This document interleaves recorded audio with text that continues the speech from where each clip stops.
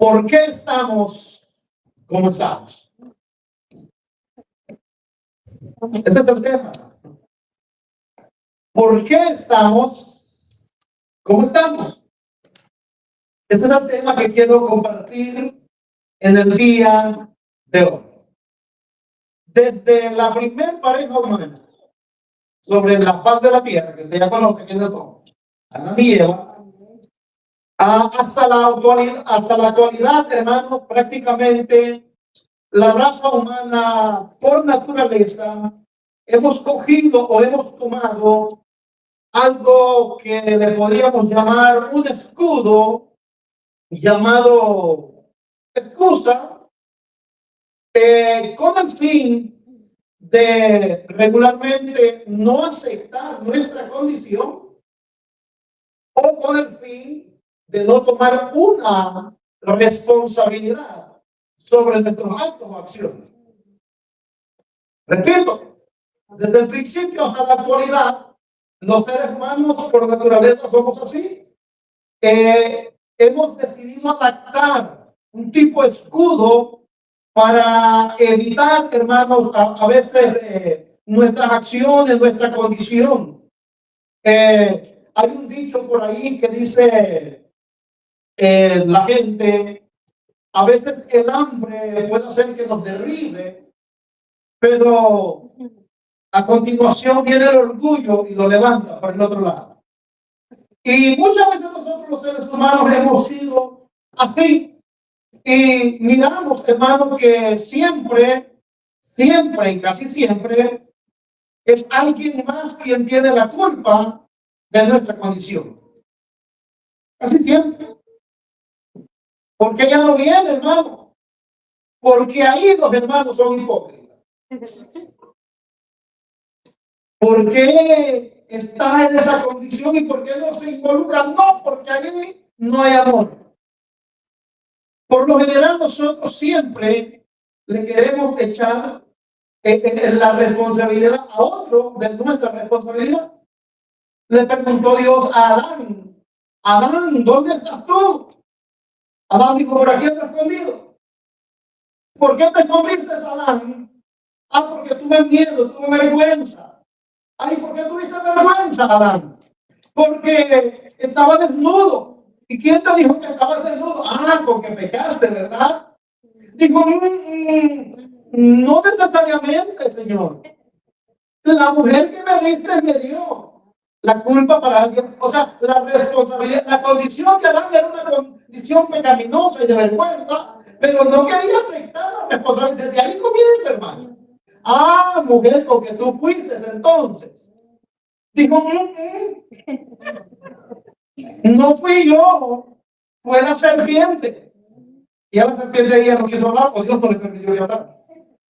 Porque ella era seguido, si a la serpiente se le permite hablar, hermano, le sigue. Ahora, ¿por qué estamos como estamos? ¿Cuál era la condición? El pasaje que hemos leído el día de hoy, hablando del profeta Oseas. El profeta Oseas es un profeta que predica al reino del norte de Israel. El reino compuesto por 10 tribus en Israel, con su capital como Samaria.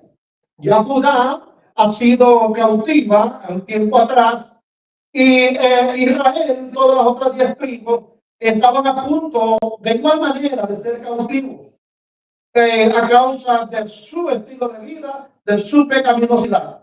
Y Dios, hablando a través del profeta Oseas, para darles a entender cuál era la condición de ellos, hermano. Dios es tan bueno que muchas veces cuando nosotros no entendemos cuál es nuestro estilo, cuál es nuestra situación y nuestra condición, Dios a veces toma ejemplos, hermano, tanto como lo miramos en el libro, unas ilustraciones extraordinarias que encontramos en el libro del profeta Oseas, como lo es el matrimonio de Oseas con una mujer fornicaria, todas esas experiencias. Dios, de alguna manera, para llamar y captar la atención de la nación de Israel, haciéndoles ver, ilustrándoles su estilo de vida que estaban viviendo. Y aquí en el pasaje que hemos tomado el día de hoy, Dios dice: oíd palabra de Jehová, hijos de Israel, porque Jehová contiende. Es decir, Dios comienza un pleito, o tiene un pleito, más bien no comienza, tiene un pleito con Israel. Ahora, ¿por qué tiene ese pleito? ¿Por qué Dios decide altercar contra los hijos de Israel, contra la nación de Israel? ¿Cuál era la condición? ¿Cuál era la situación, el estilo de vida que estaban viviendo en los tiempos del profeta? O sea, esa nación, tanto a que Dios decida altercar contra ellos. ¿Será que era un estilo bueno o un estilo malo?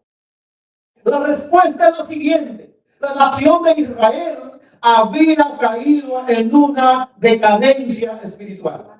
La nación de Israel había abandonado a Dios, había abandonado su palabra, y por ello, en consecuencia, había comenzado a descender espiritualmente. Y había caído en una decadencia terrible, la cual, hermano, lo refleja a través de una corrupción moral que se comienza a ver en la sociedad. Y el día de hoy yo quiero hablar específicamente, hermanos, pues refiriéndome de repente a los dos, pero específicamente a la iglesia, pero no dejando de lado la sociedad como está en el día de hoy. Y responderemos a eso: ¿por qué nuestra sociedad está como está? Pero además de ello, quiero enfocarme por qué la iglesia estamos como estamos. Porque esto es importante, ¿verdad? De que nosotros atendamos la palabra de Dios. Cuando a Cristo le pidieron un milagro a alguien de por allá de Sirofenicia, dijo: no es justo, no es lícito dar el pan de los hijos a los perdidos. En otras palabras, el pan es para los hijos. Así que, ¿cuántos hijos de Dios hay aquí? Amén. Entonces el pan es para nosotros. Pero responderemos, hermanos, o nos daremos cuenta durante la predicación cuál es la razón por qué nuestra sociedad, por qué nuestro mundo se encuentra como se encuentra en el día de hoy. Y en el caso de Israel, había una decadencia espiritual, lo cual era reflejado a través de una corrupción moral en la que la nación había caído. En otras palabras, hermano, la nación de Israel había quebrantado la ley de Dios. Se habían apartado de la ley de Dios. Y desde el momento que el ser humano, el hombre y la mujer, el joven y la joven, se aparta, se aleja de Dios y comienza a caminar pensando que no hay a nadie a quien rendirle cuenta, o que no hay reglas por las cuales debemos regirnos, en ese momento comienza a decaer espiritualmente. ¿Por qué? Porque Dios, si tú te apartas, Él se aparta. Por eso dice el apóstol Pablo: pecadores, acercaos a Dios y Él se acercará a vosotros. Porque Dios respeta. Si no queremos estar cerca de Él, si no queremos sujetarnos a Él, si no queremos obedecer a Él, si no queremos seguir las indicaciones de Él, Dios dice: bueno, síguele por donde tú quieras, ya que hay caminos, dice la Biblia, que al hombre le parecen derechos, pero que su fin es camino de muerte. Eso sí lo aclara Dios y dice: si le vas a seguir, síguele, pero ten por seguro que al final te vas a ir al abismo. Y cuando estés en el abismo, vas a pensar o vas a pedir auxilio, pero va a ser demasiado tarde. Pero Dios siempre habla a tiempo. La nación había abandonado a Dios y comenzó a decaer, porque la primera caída es la caída espiritual. Lo primero es lo espiritual. Siempre que Dios ilustró de alguna manera acerca de su pueblo, hermanos, lo ilustraba de diferentes maneras. Allá en los tiempos de Elías, por ejemplo, cuando, hermanos, la nación había decaído espiritualmente, en los tiempos de yéndose en pos de Baal y de Acera, adorando a otros dioses y dejando a Dios, Dios quiso ilustrar aquella sequía espiritual con una sequía literal, profetizada por Elías. Pero Dios estaba ilustrando la condición de la nación de Israel. En los tiempos de Ezequiel, la nación de Israel, tiempos hacía que había muerto. Y Dios quiso ilustrarlo a través de un valle lleno de huesos secos, que representaba o ilustraba a la nación de Israel. Esa era la condición espiritual en que Israel se encontraba. En el día de hoy, hermano, miramos a través del profeta Oseas, y Dios quiere ilustrar la condición espiritual de aquella nación, hermano, a través de esa corrupción moral que hay dentro, o que se practica y se vive dentro de la sociedad. Miramos el versículo 2, de allí del capítulo que iniciamos leyendo. El versículo 2 del capítulo 4 dice lo siguiente. Dice: perjurar, mentir, matar, hurtar y adulterar prevalece, y homicidio tras homicidio se sucede. ¿Cuál era la condición de Israel? Una condición de depravación moral. La nación había caído, pero eso era originalmente, no. Comenzó con su decadencia espiritual.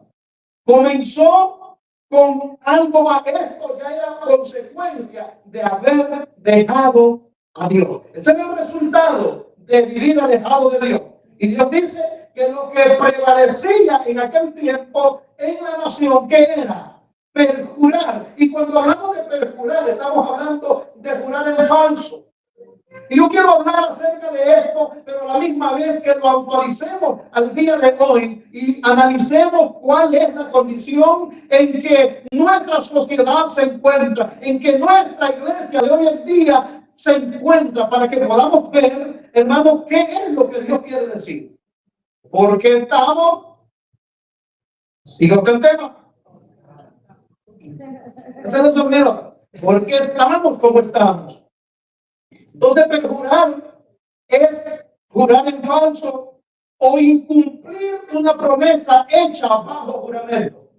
Eso es perjurar. Incumplir una promesa hecha bajo juramento. Además de ello, es una violación, o más bien es invocar a Dios como testigo de una mentira. Eso es perjurar. Incumplir una promesa que se ha hecho bajo juramento. O tomar en cuenta a Dios, mencionar a Dios para que le crean. Mire, hasta ese nivel que el ser humano, hay gente mentirosa, hermano. Y tanto es que como ya no le creen, hermano, tiene que recurrir a lo más alto, a lo más sublime, a lo más santo, que es Dios. ¿Ha escuchado gente que dice: y ahí está Dios de testigos? Y si que me caiga un rayo, si no es así. Y Dios dice: ¡ay, qué misericordia te tengo! Porque si no, porque a veces, hermano, eso es perjurar. En eso había caído la nación. Ahora, no pensemos tanto en la nación de Israel. Traigámoslo luego a nosotros. Traigámoslo luego a nuestra sociedad. ¿Cuál es la condición de nuestra sociedad? Usted, es común escuchar a gente que no conoce a Dios, te lo juro. ¿Qué es esa mentira? Le prometo que estaré en la iglesia. Y eso lo pasa a los creyentes también, ¿verdad?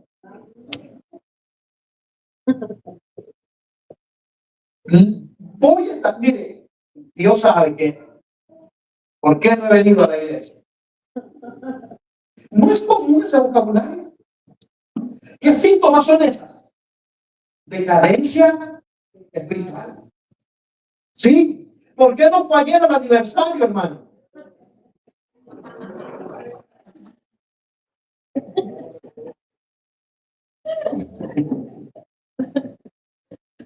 Ahí está. Eso respondió. Porque a veces, hermanos, nosotros, para tratar de cubrir una cosa, mire, vemos qué hacemos. Hermano, eso le pasó a Adán, por eso le dije al principio en mi introducción, desde la primera pareja en la tierra, hermano, comenzaron las excusas. Tomando ese escudo, nosotros, hermano, de cualquier cosa nos excusamos. Y Esto, hermano, es prácticamente, esto que se hacía era una violación directa a la palabra de Dios. Esto de perjurar es una violación directa, no indirecta, directa a los mandamientos de Dios. Porque hay un mandamiento en Éxodo capítulo 20, versículo 7, el cual nos manda, ahí está en pantalla, dice: no tomarás el nombre de Jehová tu Dios en vano, porque no dará por inocente Jehová al que tomare su nombre en vano. ¿Y cuánta gente se le hace fácil para que le crean, afirmar y decir: aquí estoy delante de Dios, que lo que te estoy diciendo, y a veces no es ni bien verdad? Por eso Cristo, cuando enseñó, hermano, en el monte de los olivos, en el sermón del monte, dijo: vuestro sí sea sí y vuestro no sea no. En otras palabras, el vocabulario del cristiano, porque la gente tenía en aquellos tiempos aquella costumbre de jurar por lo más sublime, por lo más alto, para que le creyeran. Claro, eso es lo que, hermano, ese es el vocabulario del mentiroso, para que le crean ese mano de lo que sea. Pero si usted se caracteriza por ser una persona de que practica la verdad, que es verdadero, que no anda con mentiras, usted no necesita estarse arrodillando para que le crean, hermano. Amén o no amén. El que tiene vocabulario de verdad, mire, no necesita estar haciendo tanta promesa para que le crean. Pero por eso Jesús dijo: vuestro sí sea sí y vuestro no sea no. Claro, el cristiano, ese tiene que ser el vocabulario. No necesitamos, porque ya nos conocen que practicamos la verdad. Entonces, hermano, aquí miramos la condición a la que había llegado Israel, pero miremos lo que estaba pasando. El pan de cada día era perjurar. El pan de cada día era tomar el nombre de Jehová en vano. Era hacer promesas, hermano. Y eso de incumplir promesas, hermano, ¿cuántas promesas que nosotros hemos hecho delante del altar, delante de la presencia de Dios? A veces en matrimonio, a veces en otras áreas, hermano. ¿Y qué hacemos? Cuando nos sentimos tocados por Dios: Señor, te prometo que hoy no me voy a perder culto. Señor, te prometo que ahora sí te voy a servir. Con toda mi familia te voy a servir. Señor, te prometo que vamos a hacer un matrimonio ejemplar. Llegando a la casa se le olvida y comienzan a volar los platillos que van para la luna. ¿Por qué? Eso refleja la condición. Eso refleja la condición en que está. Y Israel, su condición no era buena. Por eso se la pasaban perjurando. Otra cosa que decía, dice el versículo 2, usted todavía tiene ahí la Biblia abierta. Dice mentir. En otras palabras, hermano, eran mentirosos de primera. ¿Por qué la perjuraban? Porque era la única manera de medio que le creían. Ahora, dice que el pan de cada día de ellos era mentir. ¿Será que estamos en un tiempo, hermano, de mentira el día de hoy? Hermano, hay mentirosos al escoger. Jovencitas, mucho cuidado. Y jovencitos también. Y hermanas casadas y hermanos casados también. Todo. Sí, ¿qué pasa? La mentira cualquiera se deja. Entonces, hermanos, vivimos en una época en que se practica tanto la mentira. Y ese era el pan de cada día de Israel. Mentir. Se estaban mintiendo. ¿Y qué estaban haciendo con eso? Quebrantando de una manera directa los mandamientos de Dios. Éxodo capítulo 20, versículo 16. ¿Qué dice? No hablarás contra tu prójimo falso testimonio. En otras palabras, no mentirás. Que no mientan. Pero ¿cuál era el diario vivir de ellos? Mentir. Decir mentira. Otra cosa del versículo 2. No le digamos que lo pedía por ayudarnos, lo está haciendo, pero tenemos la Biblia abierta. Luego dice matar. Y lo estamos mirando ahí para que nos demos cuenta cuál era la condición de aquella nación, cuál era el diario vivir. Para que más tarde nos estén preguntando: ¿por qué me pasa esto? Dios le está diciendo qué es lo que están haciendo. Hermanos, a veces nosotros no tomamos en cuenta nuestro estilo de vida que llevamos, y luego cuando algo pasa: ¿y por qué Dios a mí? Claro, porque tú eres el mentiroso, tú eres el procurador, tú eres el que matas. Y, hermano, esta gente, su diario vivir era matar. Oiga, matar, o sea, cometer asesinatos por todos lados, hermano. Ocurría, al final del versículo dice, homicidio tras homicidio se sucede. Es decir, muriendo uno por acá, moría el otro por allá, mataban a otro por allá. Muerte, eso era el pan de cada día de la nación. Pregunta, ¿usted no se ha dado cuenta de eso que pasa en nuestra nación o en nuestra sociedad? Mira usted los medios noticiosos locales, por ejemplo. No hay día casi que no anuncien homicidio por acá, balacera por allá, por donde quiera. Eso es lo que anuncian, lo que no lo reportan. Ese es el estilo de vida que tenía la nación de Israel. Pero ¿por qué estaba pasando todo eso? Porque esto, lo único que estaba reflejando era la condición espiritual en que se encontraba. Por eso venían matando gente, homicidio tras homicidio. ¿Y qué era eso? Quebrantar la misma ley de Dios. Éxodo capítulo 20, versículo 13. Se van a saber ustedes el mandamiento. Directamente Dios dijo en un mandamiento, no matarás. ¿Y qué estaban haciendo ellos? Matándose. Ahora, esto no es extraño que pase fuera. Lo extraño es que de repente pase adentro. Porque aquí Dios no le está hablando a las naciones paganas. Dios no les está hablando a naciones extranjeras, a otros pueblos. No, Dios le está hablando a su pueblo Israel. De quien se esperaba que reflejaran el amor de Dios. Que de quien se esperaba que dieran a conocer ese amor con que Dios los había amado. Pero ¿cuál era lo que daban? En lugar de dar amor, daban odio. ¿Qué es lo que Dios espera de su pueblo? Qué triste es que en la misma iglesia, cuando hablo de la iglesia, no necesariamente estoy hablando de Bethesda, hermano. Porque aquí no pasan esas cosas, ¿verdad? Hermano, a veces hay gente que no tiene el temor de Dios de matar a otro. Y no con una escopeta, no estoy hablando de eso. Con un falso testimonio, con una crítica, con una murmuración, con tantas cosas. Y de repente, ¿por qué no viene fulano ya y anda por allá en otros lados? ¿Por qué no dice, por qué no me medí mi boca para hablar? Porque eso, hermano, a veces nosotros pensamos que matar es agarrar una pistola nomás. No, en el sentido espiritual, usted o yo podemos matar a alguien espiritualmente simplemente con hablar.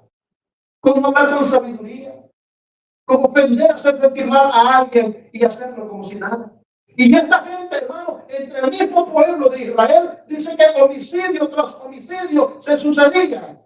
O sea, no me paraban, miraban, que fulano se pone bueno, ni aprendían la lección. Seguían matando. ¿Por qué? Porque su condición espiritual era decadente. Porque su condición espiritual estaba muerta. Y como un muerto no siente, puede seguir haciendo lo que sea, ¿verdad? Por eso le digo, no es extraño ver al mundo si la Biblia dice que el mundo sin Cristo camina muerto en sus delitos y pecados. Pero qué triste ver que en la iglesia de repente sucedan estas cosas cuando se cree que no debería de pasar. Otra de las prácticas que esta sociedad tenía, y del versículo 2 siempre, era hurtar. El hurto. Robos por donde quiera. Robaban acá, robaban allá, se descuidaban, le quitaban la cartera, se descuidaba allá, le quitaban el carro, y se descuidaba allá, le quemaban la casa. Por donde quiera, robos. Ese era el día de hurtar. ¿Y qué era eso? Era una violación directa a un mandamiento de Dios. Éxodo 20, versículo 15. ¿Qué dice? No hurtarás. Directa a la ley de Dios decía, no hurtarás. Y esta gente, ¿qué es lo que hacía? De manera directa, no tomaras el nombre de Dios en vano, era lo que hacían ellos. Tomarlo en vano. No mientas. ¿Y qué es lo que decían? No dirá falso testimonio. Mentir. No vayas a matar a nadie. ¿Qué es lo que hacían? Mataban. No robes. Robaban. Y lo más triste, hermano, no es tanto que roben afuera, lo triste es que roben adentro. Sí, porque eso es más terrible. Y a eso es que se refiere la Biblia cuando dice en el libro de Mateo 24, por haberse multiplicado la maldad, el amor de muchos se enfriará. Ahora yo quiero ser claro con esto. El hecho de que una persona o por allá surjan personas avariciosos, amadores de sí mismos, que quieren enriquecerse a costillas de la gente, eso no quiere decir que esto es así. Porque el Evangelio de Dios es firme. La palabra de Dios es firme. La palabra de Dios no cambia. El hecho de que por allá salga un falso no quiere decir que todo es falso. El hecho de que de repente en su cartera aparezca un billete falso no quiere decir que todos los demás son falsos. Hay billetes verdaderos.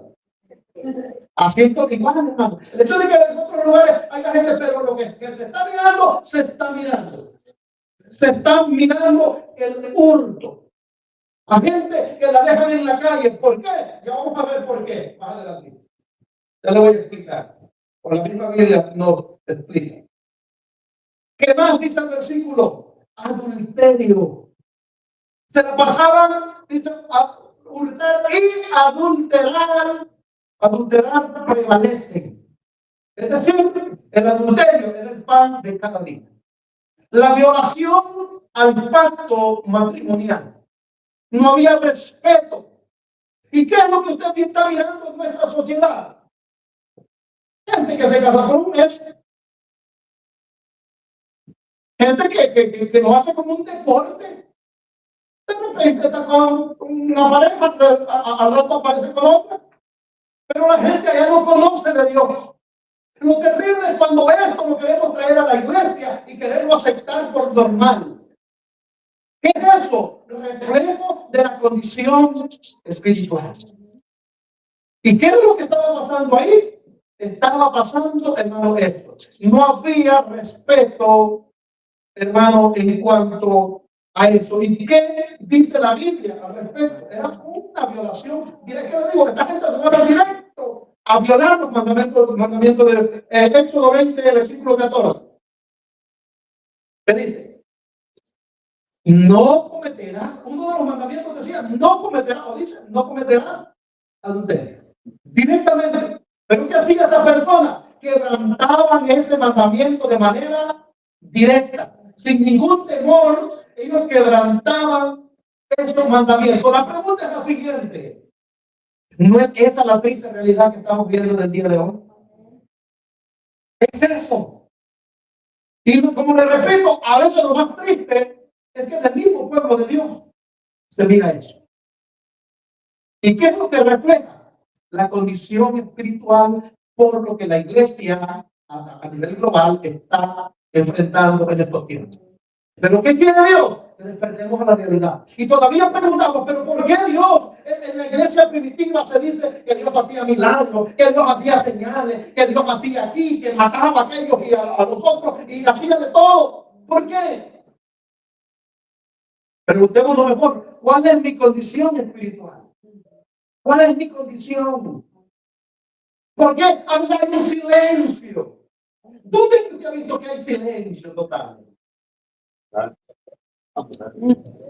Hay un cementerio de noche. Si tiene a los viejos, pues todos los locos ahí.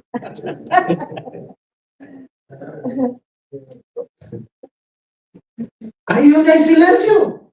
Pero eso parece que eso pasa, ¿verdad? Lugar.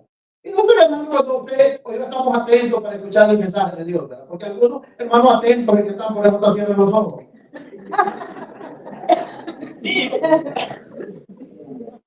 Hermano, eso depende.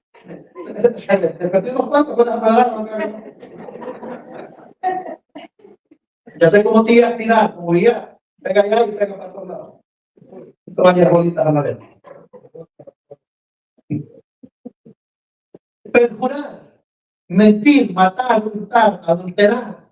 Es el pan de esta sociedad del diario. Esa es la condición. ¿Pero qué está reflejando con eso? La condición espiritual que está viviendo. Ahora, ¿cuál era la razón? Porque el tema es, ¿cuál es el tema? ¿Por qué estamos como estamos? Entonces la pregunta es la siguiente: ¿cuál era la razón por la que estaba esta nación en esa condición? Acuérdense, estoy hablando de aquella nación.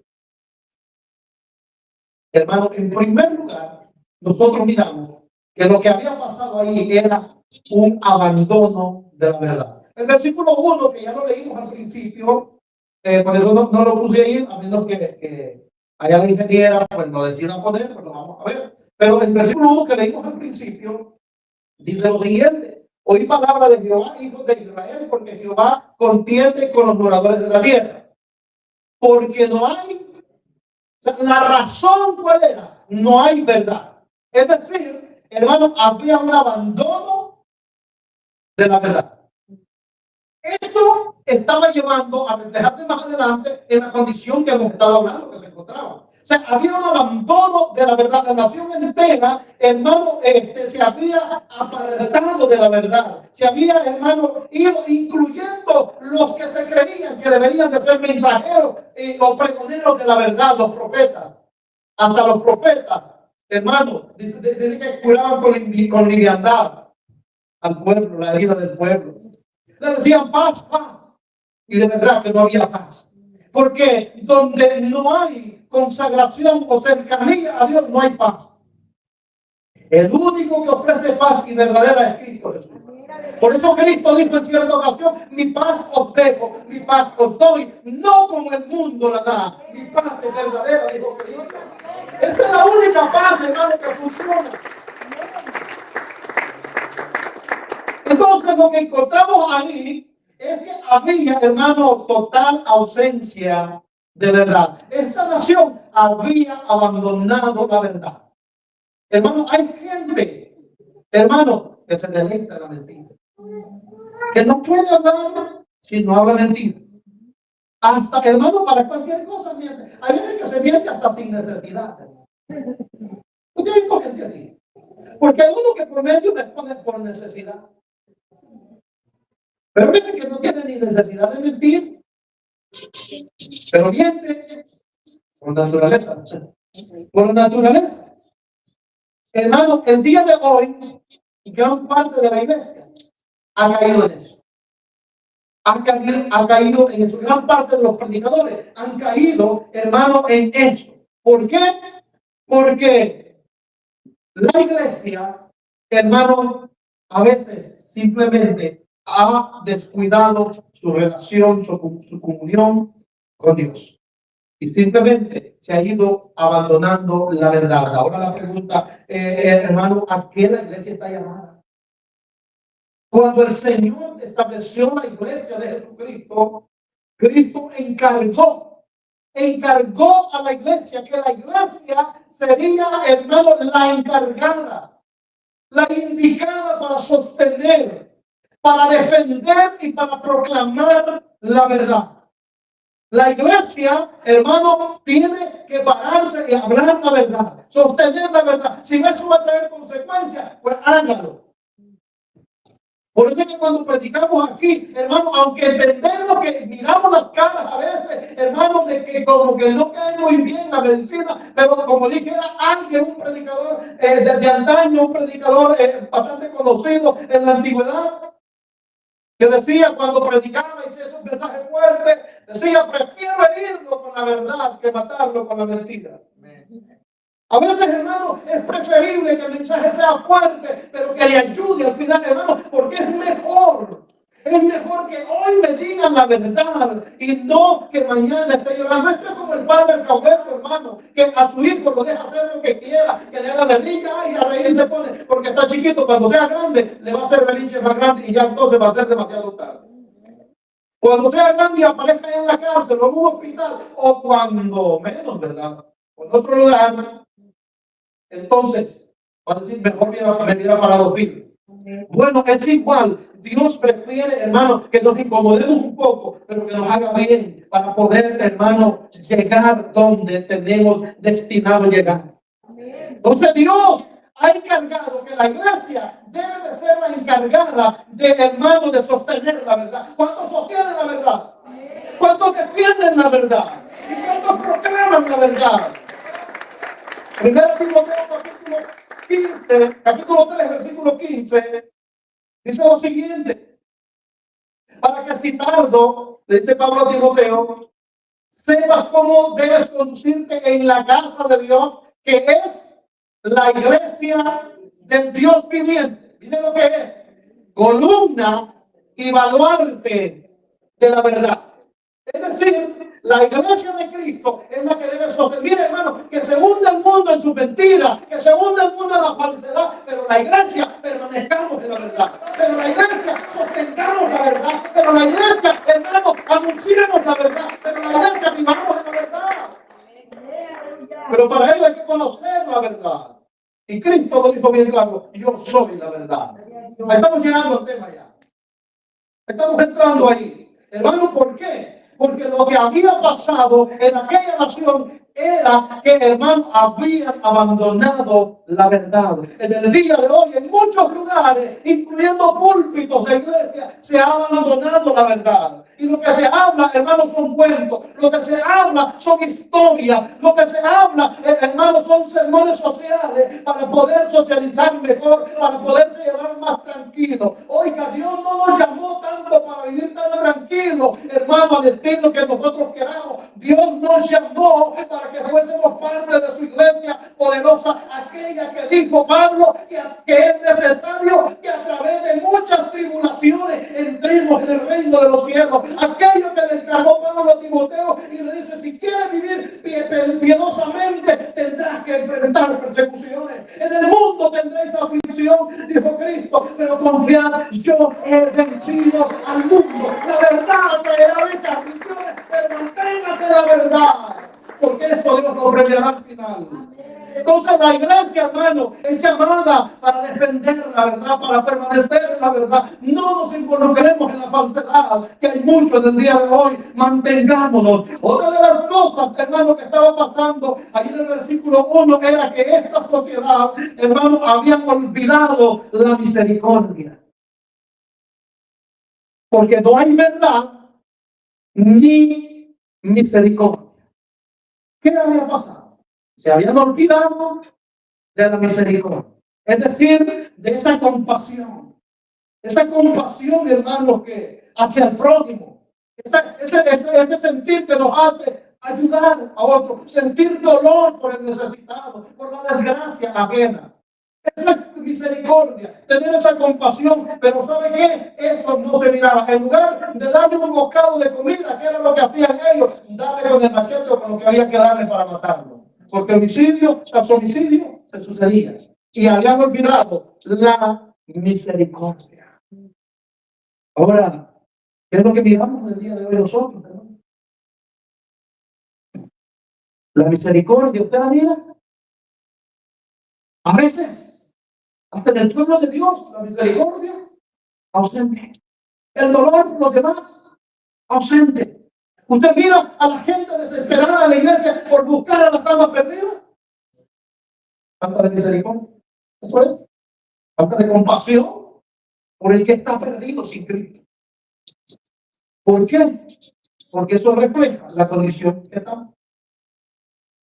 Porque, hermanos, si nosotros estamos en otra condición, hermanos, si nosotros pensamos en la misericordia, en la compasión, nosotros vamos a hacer algo por los demás. Usted mira que alguien está necesitado, que alguien a lo mejor se encuentra en malas condiciones. Como creyente, lo que se puede hacer es pensar y ver en qué puedo servir. Pero ¿qué pasa a veces? Solo para nosotros, ¿verdad? Mire, hermano, a veces en el pueblo de Dios se cae en una condición parecida a lo que habían caído los fariseos. Los fariseos, mire, hablando de fariseos, usted sabe que es un sinónimo de hipocresía, ¿verdad? Es feo eso, pero tenemos que hablar. Hermano, los fariseos ni siquiera conocían que era misericordia. Oiga, los fariseos, estamos hablando de doctores de la ley, de gente conocedora de la ley de Dios, en donde Dios, hermano, hablaba de su misericordia con ellos, o la misericordia del pueblo de Dios hacia su prójimo. Pero, hermano, habían caído en una condición en los tiempos de Jesús, que ni sabía que era misericordia, que ni sabía que era. Entonces Dios, hermano, les hace un llamado a que conozcan la misericordia y a que la practiquen. Yo no sé si a la iglesia del día de hoy, de igual manera, Dios nos hace un llamado a conocer mejor su misericordia y a practicarla. Porque a veces decimos no, pues pensamos que con cualquier cosa ya decimos no. La misericordia a veces va más allá. Y Mateo capítulo 9, versículo 13, dice lo siguiente. Y pues, les dice a los fariseos, y aprender lo que significa, oiga bien, si nos mandan a aprender es porque no sabían. Hermano, es triste que gran parte de la iglesia no sabe qué es misericordia. No sabe de qué se trata misericordia. Y Cristo nos manda, vayan y aprendan qué significa misericordia quiero y no sacrificio. ¿Por qué le dice? Porque no he venido. Miren cómo está ligada la misericordia al perdido, hermano, que está sin Cristo allá en el mundo. Está ligada. Dice, porque no he venido a llamar a justos, sino a pecadores al arrepentimiento. ¿Qué les está diciendo a los fariseos? Ustedes se han olvidado de aquel que está perdido, de aquel que necesita, de las viudas, de las rameras, de los publicanos y todos aquellos que para ustedes los pecadores, ustedes solo piensan en ustedes. Y si se dan el lujo de que son los mejores a ofrendar porque hasta hacen sonar sus monedas en el cofre. Pero dice, vayan y aprendan primero. Y uno de ellos, y en cierta ocasión, les da una ilustración. Y le dice, un hombre descendía de Jerusalén a Jericó. Y fue hallado por los ladrones. Porque les preguntaron, ¿qué es, Señor? ¿Qué es misericordia?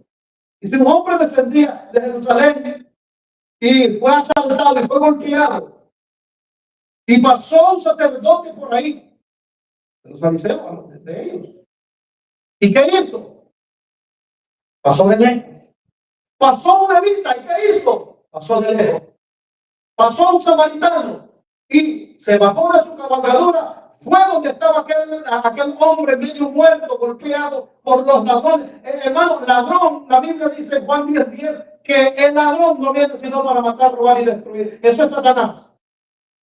Lo que hace Satanás al ser humano es golpearlo, es matarlo, es acabarlo, destruirlo. Pero para eso está la iglesia a la cual Cristo le habla esta tarde. Para aprender lo que significa misericordia quiero. Y es porque yo, dice Cristo, no he venido allá a buscar a justos, hermanos, y platicar con los hermanos, con los que llevamos bien, eso es tranquilo. Pero otra cosa es desesperarse porque alguien conozca a Cristo.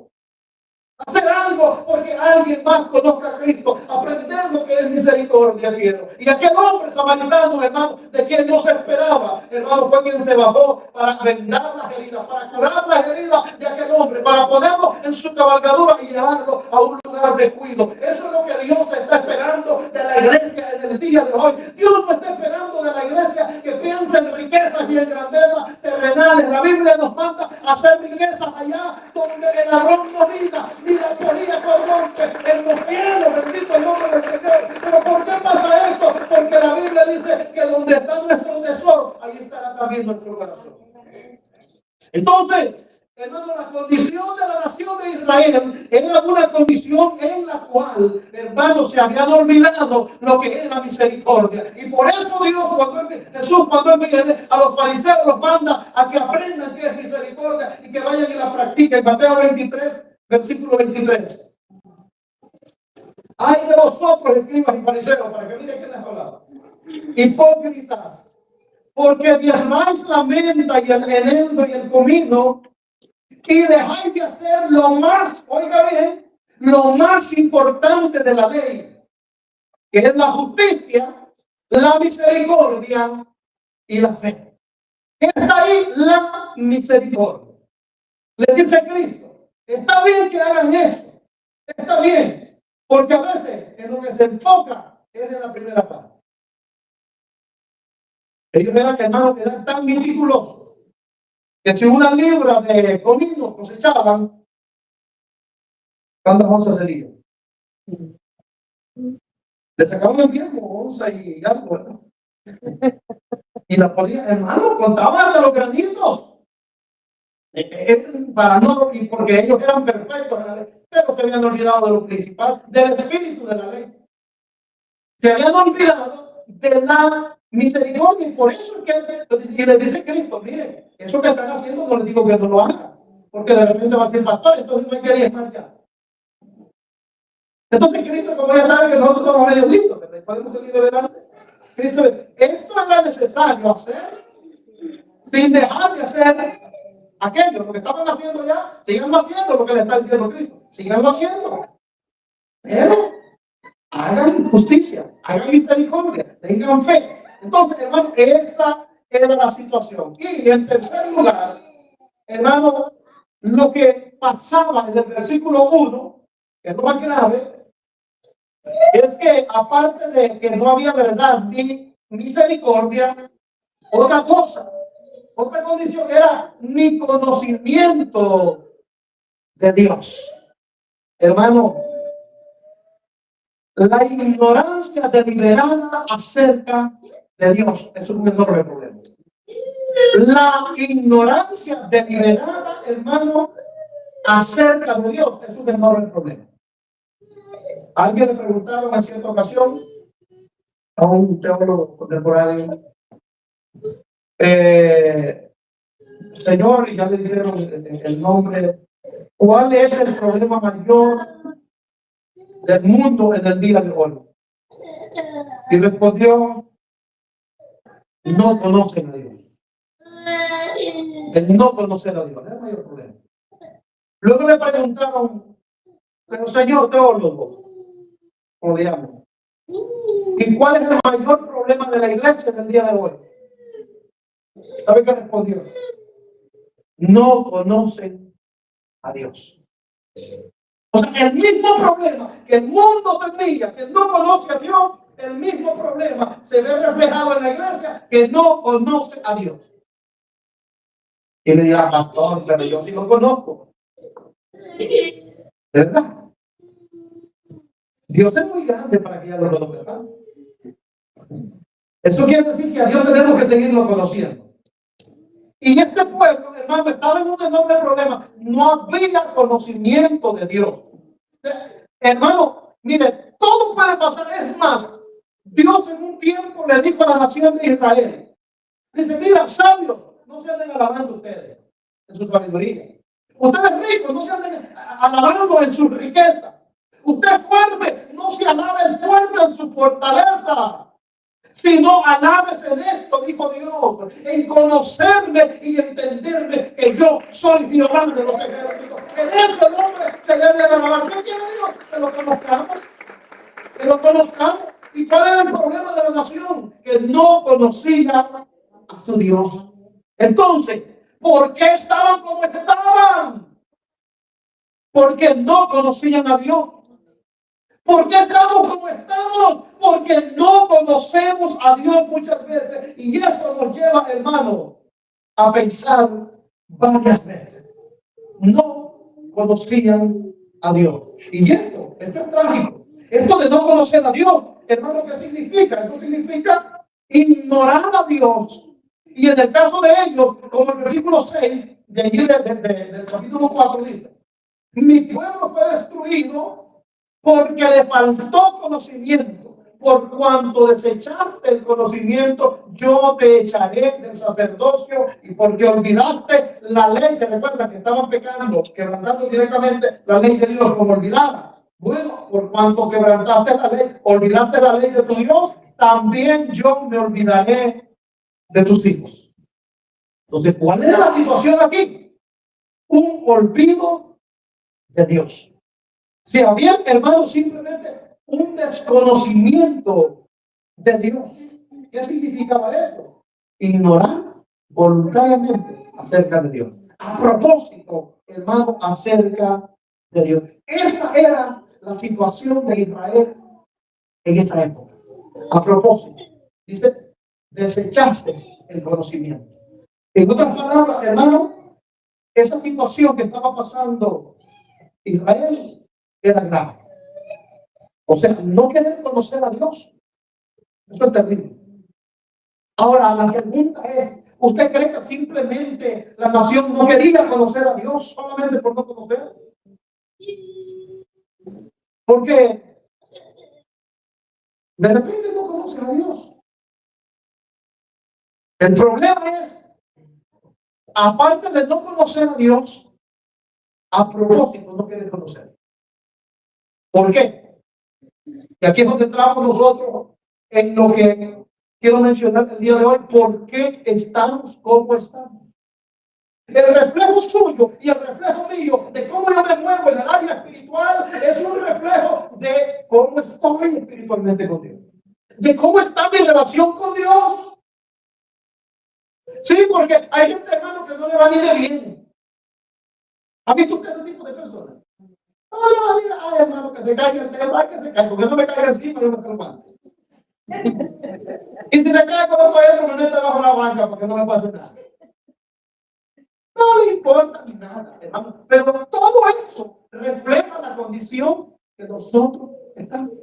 El pueblo dice, mi pueblo fue destruido porque le faltó conocimiento. Ahora, ¿por qué le faltó conocimiento? Porque no había conocimiento. No, porque no quisieron. Simplemente lo desecharon, lo rechazaron. Hay gente, hermanos, en el día de hoy que no quiere. Ya voy a terminar, hermano. Hay gente del día de hoy que saben por qué no quieren conocer, al igual que Israel, porque no quiere compromiso con Dios. Eso es desechar el conocimiento. Porque hay personas que lo que no quieren es compromiso. Pues, oh, no, yo no quiero compromiso con Dios alguno. ¿Por qué? No quieren. Entonces, eso lo lleva a no querer conocer a Dios. Eso es lo que vivimos en la actualidad, hermano. Nuestra generación, hermano, del día de hoy, hermano, tiene un conocimiento terrible. Nuestras nuevas generaciones de tecnología, de ciencia, de matemáticas, de leyes, de física, y qué tantas cosas que se estudian. Demasiado. Nuestras generaciones, hermano, hay un conocimiento increíble. Increíble. Se hacen cosas, hermano, con la tecnología que uno ni por cerca, hermano, no se queda hasta mareado. Un conocimiento, hermano, de política y de que no le hablan. De historia. Pregúntale de Dios. ¿Qué tanto conoce a Dios? Así como conoce de política, así como conoce de historia, así como conoce de tecnología, ¿conoce a Dios? ¿Por qué estamos como estamos? Y lo va a mirar ahí, hermano, apagado. Y lo va a mirar ahí sin ningún interés espiritual. ¿Por qué?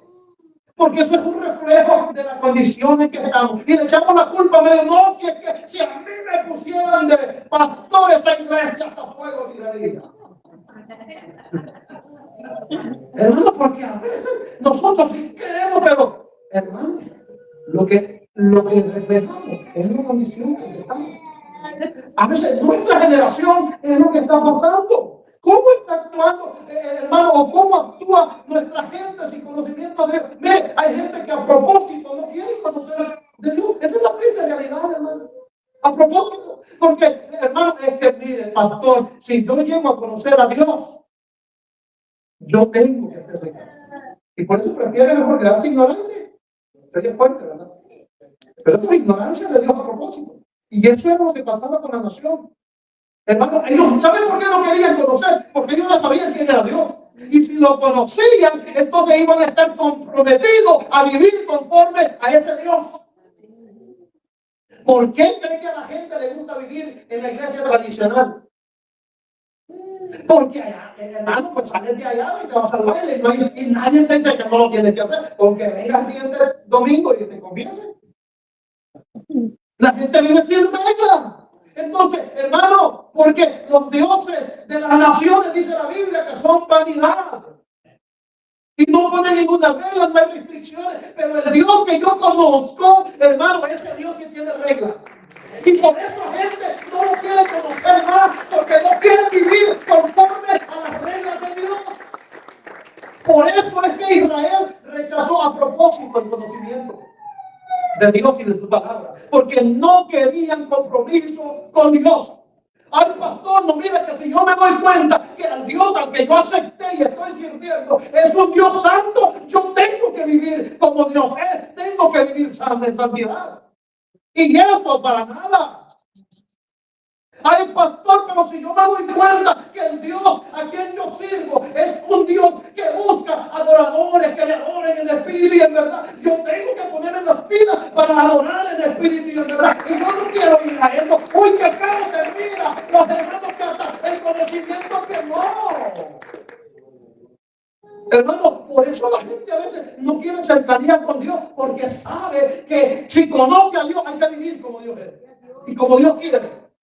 La gente a veces por eso evita, hermano, mejor así de lejito, mejor mire, ¿para qué? Para no tener compromiso, porque a mí me gusta tranquilo, ya la verdad.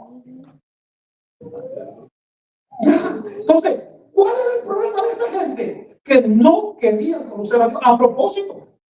Ahora se pregunta, pero ¿por qué no van a llegar en cautiverio? Porque están como están.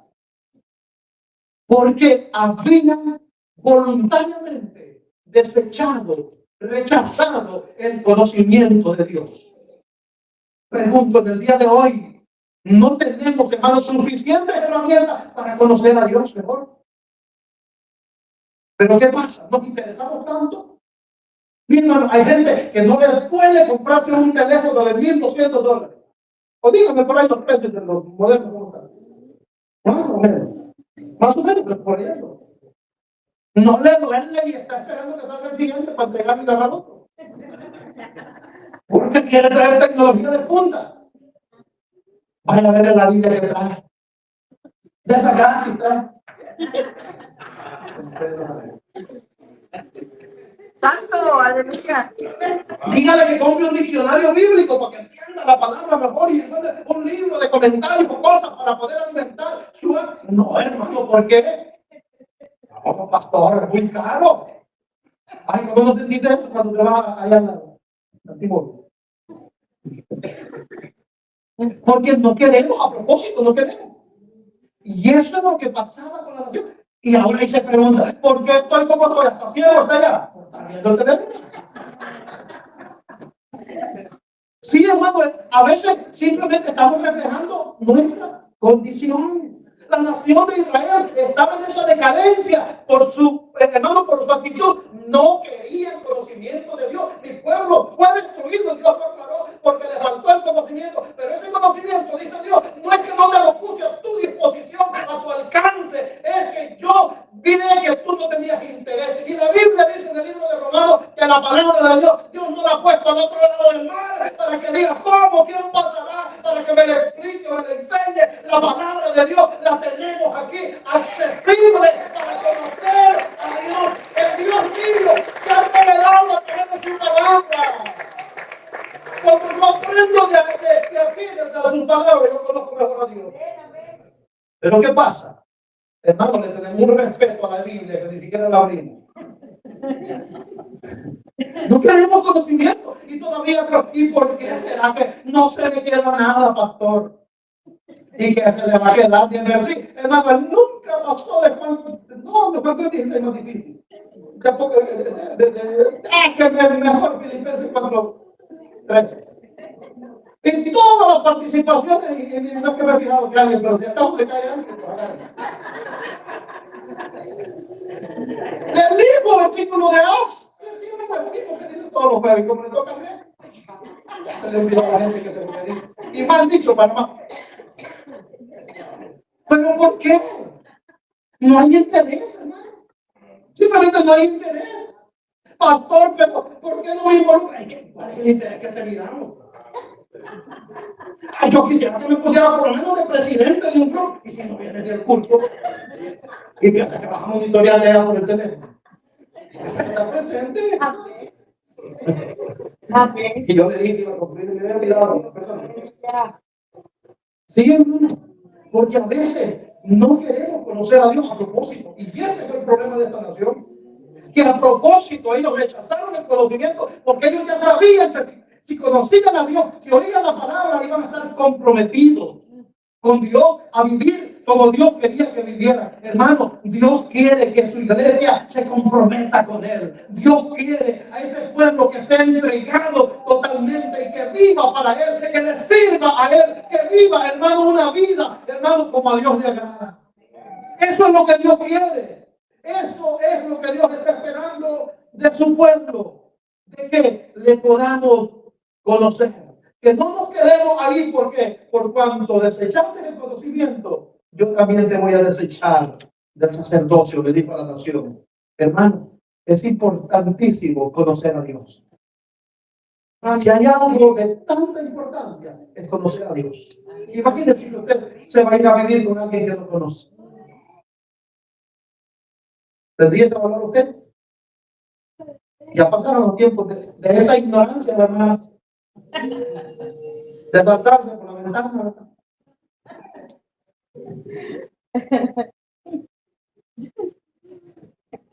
Alguna. Atrás que no imagino ser. Gloria a Dios. ¿Para qué son los noviazgos? Para conocerse, ¿verdad? Porque esas personas se van a juntar, se van a casar y van a vivir. Ahí. Hermano, estamos en una etapa de noviazgo con Cristo. Y que no lo conozcamos. Imagínense, nos vamos a ir con un desconocido a ver para dónde. Espera que no tiene chiste. Entonces, ¿qué es lo que tenemos que hacer? Conozcamos a Dios. Si no, mire, hermano, si usted siente que será pastor, que yo llego a ese templo y parece que hay anestesia ahí porque me duermo. ¿Quién es el anestesiólogo que tiene por ahí? Es la condición espiritual con que viene. Mire, si usted viniera, como el salmista dice, entrar por sus puertas con acción de gracias, por sus años con alabanza, por mire, desde ya vinieron lanzando. Se olvidaron de usted, ¡ay, que estoy cansado! Mire, hermano, por favor. Es que estoy cansado, pastor. Y yo hasta la Biblia cerré para dejar de predicar el otro. Sí, hermano, es que a veces vivimos una vida y ¿sabe qué? Y le echamos la culpa a medio mundo. Es que esa alabanza estuvo apagada. Esa predicación me hizo dormir. Y a todo, hermano, a todos le echamos la culpa, menos a nosotros. No, hagámonos responsables. Por eso el tema de hoy no se le vaya a olvidar. Es más, si me lo pudieran poner, por favor, muchachos. Porque esté en pantalla y no vaya feo. Ya con el tema que se lleve. ¿Por qué estamos como estamos? ¿Por qué no le servimos a Dios? ¿Por qué no nos emocionamos? ¿Por qué no nos entregamos a Dios? ¿Por qué no nos consagramos para Dios? Es nuestra condición, es un reflejo. Así que, póngase de pie usted para que no vaya. Póngase de pie. Padre, gracias por tu palabra. En el nombre de Jesús, te agradezco, Señor, que nos has querido hablar en el día de hoy, nos has querido recordar. Y recordar nuestra condición, Señor. Mira, Señor, tú conoces la condición de cada uno. Yo la desconozco, pero tú eres un Dios, Dios mío, amado, omnisciente. Te lo conoces todo, Señor. Por tanto, en esta hora, ruego, Señor, que aquel que está, Dios mío, en una condición quizás decadente, moribunda,